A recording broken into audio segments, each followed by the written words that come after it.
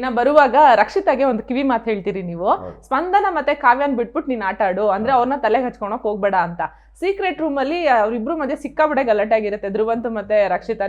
ನೀವೆಲ್ಲಾನು ನೋಡೋದಿಕ್ಕಾಗಿರೋದಿಲ್ಲ, ಅಲ್ಲಿ ನಿಮ್ಗೊಂದು ಕ್ಲಿಪ್ಪಿಂಗ್ ತೋರಿಸಿರ್ತಾರೆ ಅಷ್ಟೇ. ಅಲ್ಲಿ ರಕ್ಷಿತ್ ಅವರು, ನೀವು ಇಲ್ಲಿ ಯಾರಿಗೂ ಜಸ್ಟಿಸ್ ಮಾಡಕ್ ಬರಬೇಡಿ, ಕಾವ್ಯನಿಗೆ ವೀಕ್ ಇರೋರ್ನೇ ಹಾಕಿ, ಬೇರೆಯವರಿಗೆ ಸ್ಟ್ರಾಂಗ್ ಇರೋರ್ನ, ಬೇರೆ ಆಪೋನೆಂಟ್ ಟೀಮ್ ಏನಿರುತ್ತೆ ಅವ್ರಿಗೆ ಸ್ಟ್ರಾಂಗ್ ಇರೋರ್ನೇ ಹಾಕಿ ಅಂತ ಹೇಳಿರ್ತಾರೆ.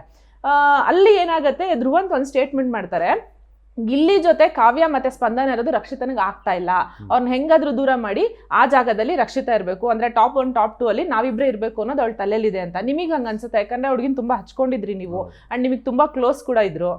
ಮೇಡಮ್, ನಾನು ನಿನ್ನೆ ನಮ್ಮ ಅಮ್ಮಂಗೆ ಹೇಳ್ತಾ ಇದ್ದೆ, ನನಗೆ ತಂಗಿ ಒಬ್ರನ್ನ ಕೊಡ್ಬೋದಾಗಿತ್ತ, ನೀನು ಯಾಕೆ ಹಿಂಗೆ ಮಾಡಿಬಿಟ್ಟೆ, ನಾನು ಒಬ್ಬನೇ ಮಾಡಿಬಿಟ್ಟೆ ಮನೇಲಿ ಅಂತ. ನನಗೆ ಆ ತಂಗಿ ಭಾವನೆ ಕೊಟ್ಟಿದ್ದ ಆ ಹುಡುಗಿ. ನಾನು ಮಲಗಿದ್ದಾಗೆಲ್ಲ ಎಬ್ಬರಿಸಿ ನನಗೆ ಊಟ ಮಾಡಿಸಿದ್ದಾಳೆ.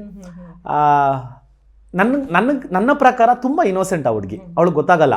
ಬಟ್ ಕೋಪ ಬಂದರೆ ಅವಳ ಥರ ವ್ಯಕ್ತಿ ಇನ್ನೊಬ್ಳಿಲ್ಲ. ಅವಳು ಯಾಕೋ ಕಾವ್ಯನ ಸ್ಪಂದನ ತೀರಾ ತಲೆಗೆ ತೊಗೊಂಡವಳೆ. ಅಂದರೆ ಅದೇನು ವಿಷಯನೋ ಅದೇನು ಕಥೆನೋ ನನಗೆ ಗೊತ್ತಿಲ್ಲ. ಬಟ್ ಆದರೆ ಸ್ಪಂದನ ಹಿಂಗೆ, ಕಾವ್ಯ ಹಿಂಗೆ ಅಂತ ಫಿಕ್ಸ್ ಆಗಿಬಿಟ್ಟಿದ್ದಾಳೆ. ಅವರಿಬ್ಬರನ್ನೂ ದ್ವೇಷಿಸ್ತಾಳೆ. ನಾನು ಅದನ್ನೇ ಹೇಳಿದೆ ಆಚೆ ಬರುವಾಗ, ಅವರಿಬ್ಬರನ್ನ ತಲೆನ ತೆಗೆದುಬಿಡು, ನಿನ್ನ ಆಟ ನೀನು ಆಡು ಅಂತ. ಅದನ್ನ ಎಲ್ಲೋ ಅವ್ರ ಮೇಲೆ ಕಾನ್ಸಂಟ್ರೇಟ್ ಮಾಡಿ ಮಾಡಿ ಮಾಡಿ ಇವಳು ಆಟ ಇವಳು ಹಾಳು ಮಾಡ್ಕೊತಾ ಇದ್ದಾಳೆ.